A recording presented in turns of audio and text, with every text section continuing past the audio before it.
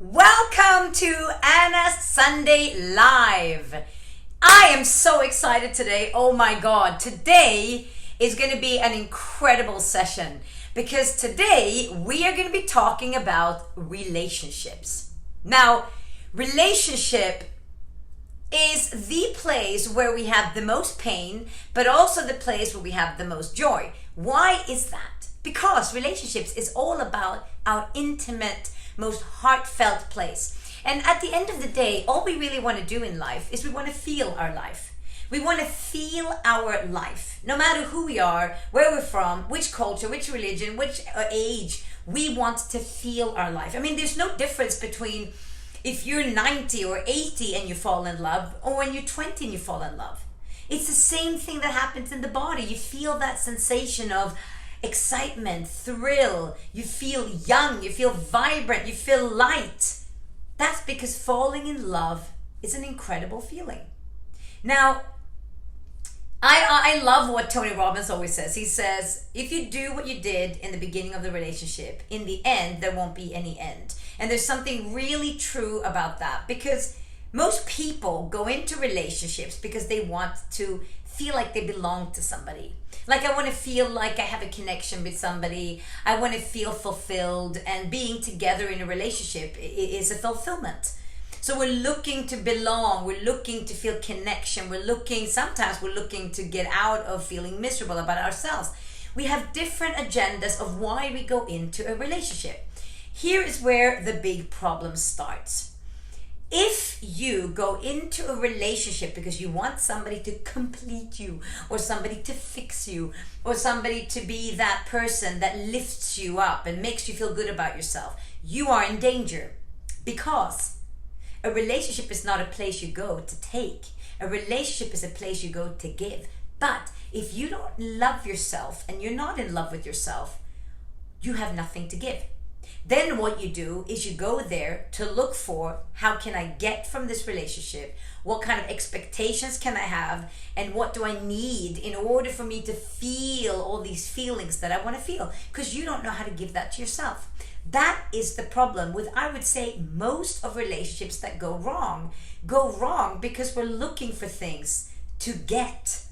We are not looking for how we can contribute. We are sitting there waiting for us to feel like we are connected, but we wanted somebody to give something to us. We're not feeling like we want to give to other people, and this is a big problem. It is a big problem, because I want you to understand one thing. If you are in a relationship right now and you're struggling, you will be looking at the other person for what they are doing wrong, for what's not working, for what you're not happy with. But you got to turn that around and go, how much do I actually love myself right now? Really? Do I love myself a lot, or do I love myself a little bit, or do I actually not even like myself? I only like myself when somebody else tells me that I'm okay. When somebody else says that I'm okay, then I feel like I love myself. It's like I need to have confirmation. That's why we're constantly looking for somebody to give us attention. Oh, they have to say we're beautiful. They have to say that we're nice. They have to say that we're good enough.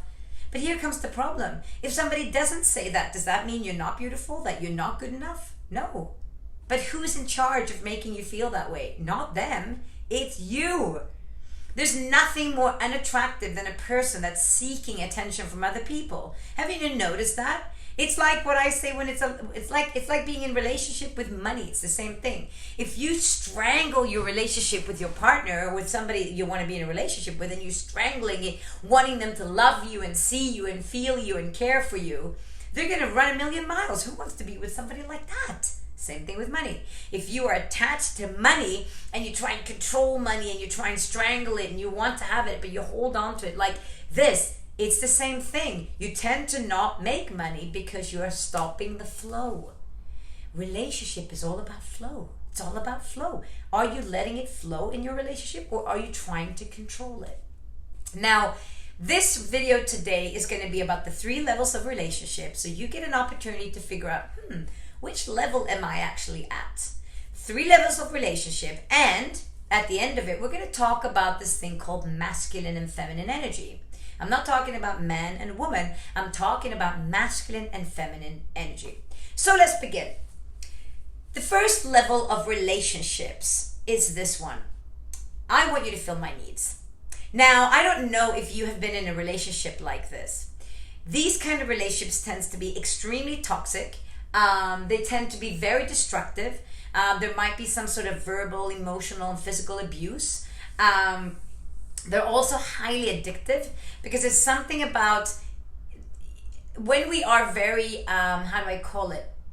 Slightly sadistic or slightly narcissistic in relationship, we kind of get on a high by being that way because that's how we've been programmed to be, because we've watched our family members maybe be that way, or that's just how we think relationships are. So if we're being that way, number one, we hate ourselves with a passion. There's no way in the world, if you're a sadistic person in a relationship, or you are, you're very, very narcissistic, there is no way in the hell that you even like yourself, not even that much. So the only way you're going to like yourself is to maybe push somebody else down, abuse somebody else, make somebody else feel bad. It's a very sick, kind of not very healthy relationship, let's just put it that way. And they never last, and if they do last, nobody's happy and nobody's healthy in that relationship. Now, nobody's doing something bad. I'm not saying that this is somebody who are bad people. I'm saying that sometimes we don't know how to be in relationship and we show up with our autopilot. Now, if you've been programmed from your childhood that, that you treat people nasty, that you say nasty things to people, then that's what you're going to think, that you're going to program into your brain and how you're going to show up in relationships. So the first level, you need to fulfill my needs, is a very one-dimensional and it's very destructive. Now that relationship obviously doesn't last. There's another relationship, level 2 of relationships, where I would say, from doing this job about 15 years, I've also been there. Everybody that I know that have come to me for coaching has been there in their relationships. And that is, I will fulfill your needs if you fulfill my needs.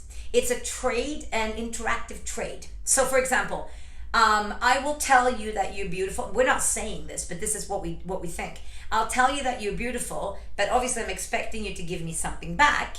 I'll take you out for dinner, but I'm expecting you to give me something back. So there's always a trade-off.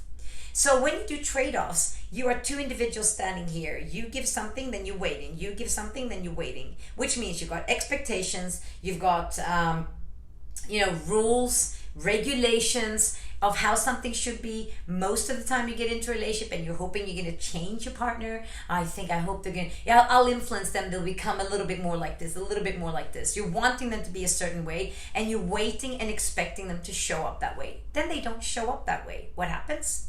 You don't let them be. You get annoyed. You tell your friends, oh, this person didn't do that, and I'm doing everything at home. They never do anything. I gave them this. They didn't give me anything back. It's very toxic. Most people live here. In the beginning, you don't, because you get together with somebody and both of you are being independent, right? Both of you get together in a relationship. I'm happy with my life. I'm happy with my life. You come together and it's that spark of what I told you about when you fall in love, and the person does something. You're like, oh, they can do anything they want. I love you so much. It's so great. Second time they do it, third time they do it, fifth time, 150 times they do it. You're like, why the fuck do they always do that thing? So annoying. They always do that. You didn't get annoyed about it in the beginning, did you? No, because then they could do nothing wrong. It's that flary kind of like romantic stage. But you know what? The honeymoon period? I want to tell you something about the honeymoon period. Astrid, thank you, my darling. The honeymoon period is bullshit. I hate when people have these stagnant, I don't even know what the word is in English. Honeymoon period, you can have your entire relationship. My parents were married almost 50 years. Unfortunately, my dad died short of them being married 50 years. They had honeymoon period for the entire time. Why? Because they didn't live in level 2. You do that, and then I'm waiting for you to do that. That is a very transactional place to live in your relationship. And when we have expectations and rules and regulations, you're always going to be disappointed. You're constantly going to be looking for what are they going to do wrong so that you can be angry at, and then you go and tell your friends about, oh yeah, they didn't do that, and they always do this, and blah, blah, blah, blah, blah. Is that you? Yes. Is that you? That you're always constantly looking for what they should be doing and they're not doing it. It's bullshit. You are such a selfish, I was going to say asshole. I'm not going to say asshole on here. I just said it now, didn't I? But you're being so selfish. You're making it about you. I want them to do this for me. But have you asked them? This is a classic thing that I see among women, and I'll bring this up afterwards when I talk about the masculine and feminine thing. But it's like you expect them. It's like, I put the garbage next to the door. And they didn't take it out when they walked out. For example, a woman is saying this. And I say to the woman, did you ask them to take the garbage out? No, but they should have seen it. I'm like, no, men don't think like you. If you want them to do something, you ask them, because men actually mean what they say. Women don't mean what they say half of the time. They say something with an undertone. And I'm not talking just about men and women. I'm talking about masculine and feminine. Masculine energy is, if I say something, I mean it. Feminine energy is very kind of lateral and floaty in the sense of like, I can say something, but I'm just checking to see if you're going to step up. It's bullshit. I just want you to understand that most of the time, the misunderstanding that happens in your relationship is because people are not speaking out. Because we're afraid of conflict, and we're afraid somebody's not going to like us, and maybe if I tell them the truth, they might leave me, and then they want to be with me, and then I'm alone again. I'm always alone. Nobody loves me. That is level 2. Level 2, I will fulfill your needs, but only if you fulfill mine. Regulations, rules, expectations. Now, the good news is there's another level to live from. And why I'm talking about this is because I want you to understand that I have practiced all of this. Not level 1, because I would never date somebody who is living in level 1. But I have practiced level 2. I have lived in level 2, absolutely. Now, I have designed in my relationship level 3. And I have worked on creating level 3 in my relationship, because you know what? It's your responsibility, not the other person. It's your responsibility, because you're watching this movie. You're watching this video. You're learning the tools. Level 3 is this. Whatever you need and whatever your needs are also my needs, which means whatever you need, I will provide you. So if you need something in the relationship, I will give that. Whatever your needs are, I will provide you with whatever your needs are without expecting anything back. This level is called living in a place of unconditional love. Now, when you can look at your partner and love them unconditionally no matter what they do you think that that partner will be more in love with you? Do you think that that partner wants to contribute? Because one of our human needs is contribution. Now, if you contribute into the relationship without expectations to get back, that person will organically give back from a place of joy, happiness, love, excitement. But if you give in the relationship and then you resent the person for never giving back, and I gave so much and I paid for that and you didn't pay me back, that person will feel resentment towards you and might give, but give from a place of like, okay, fuck it, I'll pay for it. I'll give you that then, because, you know, obviously that's what you need. Not from a place of joy. Don't you want more joy in your relationship? Then you gotta live from level 3. All your needs are my needs. Whatever you need, I also need. Which means there's a flow. There's an unconditional flow of love. I'll give you an example, and I bring this example up quite a lot because it's such a great example. I really think it's a great example. So, I made a decision. I'm going to love my partner unconditionally. Everything that he does, I'm going to see it as being cute. That's him. He's so cute. He does that thing. It's so cute. Instead of going, why does he always do that thing? It's so annoying. Because I am in love with myself. So I know I'm worthy of his love. I know that I'm good enough for him to love me. I know it 100%. Because I've done the work on me. I'm not just sitting here talking about this, hoping that I'm going to feel this one day. Everything I talk about, I also do.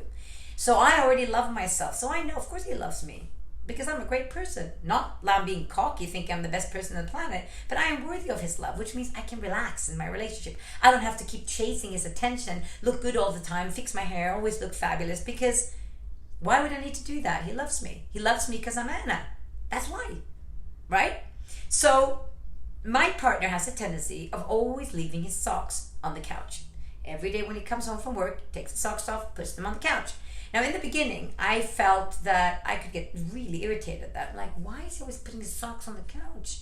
And I've told him the socks, you can put them over there. Until I went, oh, all your needs are my needs. Maybe he gets something from that. This is his way of like coming home and relaxing.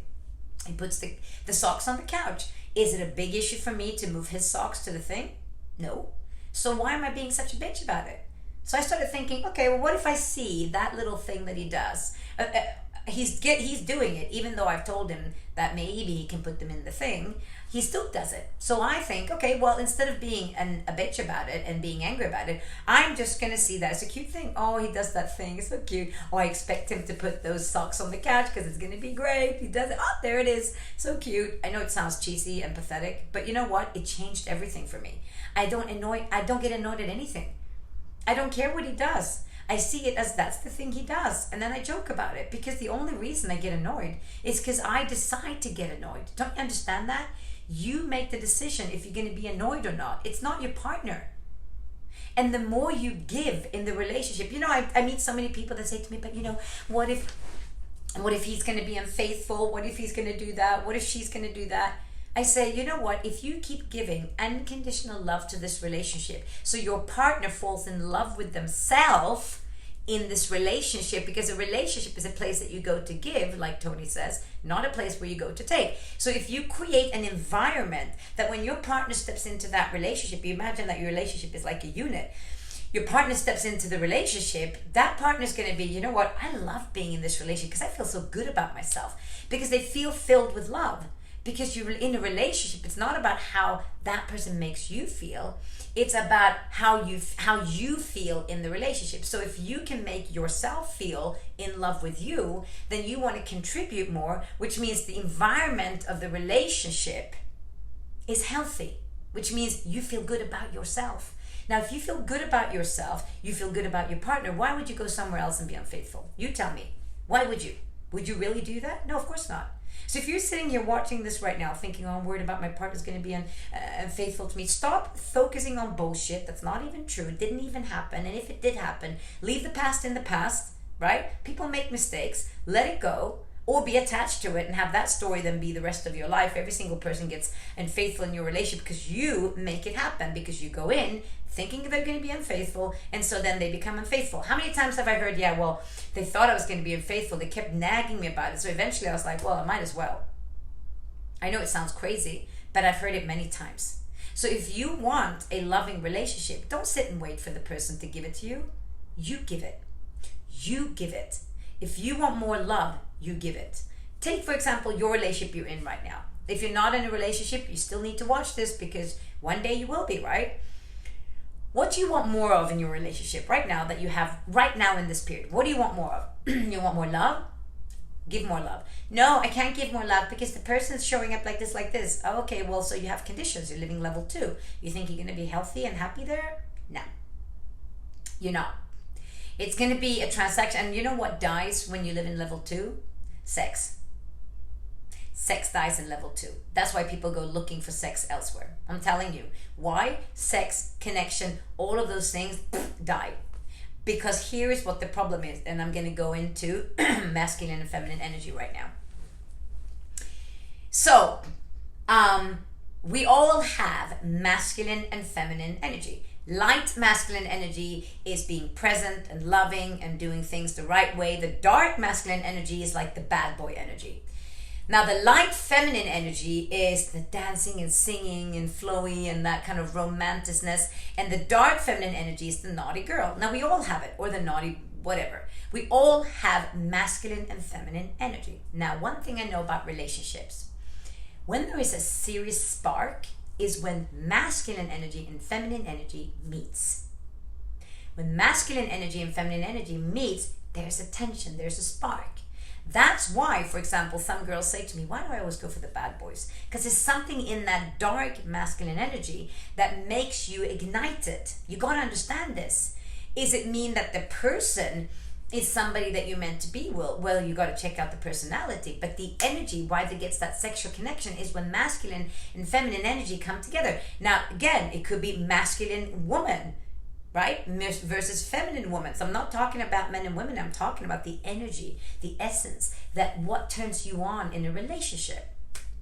For example, I'm very masculine in my energy when I'm doing my business. In my business, I am. Hi, John. In my business, I'm very, very masculine in my energy. I go get what I want. I want what I need, and this and that, and I know exactly what I want, and I go grab it, and I get it, and I show up with certainty in my relationship. I access my light feminine energy. So see how I've got my dark feminine, or it's not gotta be the dark, but it's masculine energy versus light feminine energy. So in my relationship with my partner, I am bouncy and fun and loving. He loves that because my man has extremely masculine energy. Very, very masculine energy. Now, when I become masculine in my masculine energy in my partnership with my partner, he doesn't like it. I don't like when you're like that, when you're all hard. I don't like it because it's masculine on masculine. See? So when I'm in my feminine energy and he's in masculine energy, we have the best connection. So I want you to understand that it doesn't mean sometimes Pat can also be in feminine energy. It doesn't happen as often, but in the lighter kind of energy, the feminine energy. And I am in my feminine, and it also matches because it becomes like a connected thing. But I want you to understand that for the women out there I want to talk to first, the problem with women that I see a lot is that they want to go in and have a relationship with a man who knows exactly who they are, what they want, and they're forward and they're strong. And masculine energy is direct, is goal-oriented, is very focused on one thing, thinking about center. Center is dominated around the center, responds to challenges, and they seek that kind of drive and strive for drive. Now, women like that, so they want to get into a relationship with that. But then what do? We try and feminize. I don't even know if that's a word. We try and feminize the men. Oh, but they need to talk about feelings. Oh, but I want them to hold my hand. And oh, that's nice, holding hand, I have to admit. But you know what I mean? We complain over the fact that they're not opening the door and this and that. It's like you wanted a masculine energy man. What do you want? What do you want? What about you celebrate him for what he is and not try and make him feminine just because you want him to be more feminine? You got to understand that the person you fall in love with is the person they want to be. If you fall in love with somebody but you think you're going to change them, it's not who they want to be. They're not going to be the person you want them to be. They want to be the person that they want to be. So how about you stop trying to change them and you start celebrating them? Celebrate the things that make them unique for who they are. Don't try and make them into more of something that you think they should be, or more understanding, or more in this, because feminine energy is nurturing, is lateral thinking, is about responding to being praised and feeling connected and seeking to draw towards emotions and all that thing. You got to have both in a relationship. You got to have the masculine and feminine energy for there to be a balance. But then that's also what creates the juice. It's what creates the spark. So look at your relationship right now. If it doesn't have the spark and the chemistry is dying, ask yourself, are you as a man showing up in your masculine energy? Are you as a woman showing up in your feminine energy? Or are you trying to outdo each other's energy and do what we sometimes do in Sweden? We try and make everybody equal. We're not. We're not all the same. We're not all the same. There's a masculine and feminine energy for a reason. Now, whether you're gay, straight, or transgender, whatever you are, there's always going to be the polar opposites. Embrace the polar opposites of you. I could talk about this forever because I love this stuff. I totally am excited about relationships because relationship is a beautiful place. And I think sometimes what happens in relationship is we go in, we've got an agenda for what we want, we don't get what we want, we keep pushing, trying to change the person, trying to show them what we need, we still don't get it, there's conflict, there's issues, there's drama, then we think, oh my God, relationships are too much drama, then we either cheat or we get out. And it's so sad because so many relationships could be turned around just by you stopping for a moment and going, what about it wasn't about me? What if the relationship was not about me at all, but it was all about the unit? I take my relationship out and I create a unit. Now, if this unit right now, ask yourself, is my relationship, is this unit? What is hurting in this relationship right now? What's needed in this relationship right now? What's it dying to have that it's not getting? Compassion, understanding, sex, love, tension, I don't know, sparks, whatever it is. Okay, I'm going to give it. I'm going to give all of that my relationship needs. I'm just going to keep giving. And you nurture. That's why nurturing relationships is all about. Nurturing relationships is about giving. Because nurturing energy is about giving. It's not about taking. It's not about expectations. It's not about a transaction. Now, one thing that's important to understand, I'm not telling you to like give, and the person is like abusing you and you just keep giving. No, of course I'm talking about having boundaries, absolutely. But boundaries comes with self-love. I have boundaries in my relationship. Yeah, this is not acceptable, that's acceptable, absolutely. Because I love myself. And I think that I'm the most important person in my life, which I think every single person should actually believe. Because once you do that, you can have a healthy relationship. When I believe that I'm worthy of love, I can have a healthy relationship because I don't have to focus on being scared and what I need and what I have to have to happen to me in order for me to be happy. I can focus on giving because I know I've got my back. So I want to ask you guys out there right now, which relationship are you living on? 1, 2, or 3? And how can you create more nurturing energy in your relationship? And are you showing up in your true feminine or masculine energy? Is there a breakdown in your connection, in your spark? Can you spice it up by stepping more into what you were naturally born to become? Guys, that was my session for today. I want to thank everybody who's been watching. If you want me to talk about a specific topic, please reach out to me and let me know. Because Anna's Sunday Live comes every single week at 2 p.m. And if you're wanting to know anything more about all the stuff that I do, all the courses I run online, all the coaching that I do, please do not hesitate to reach out to me and ask me about all my stuff that I do, because I would love to share it with you. Until next time, go out there and create healthy relationships by giving and nurturing and loving from an unconditional place. Have a beautiful day. I'll see you next week.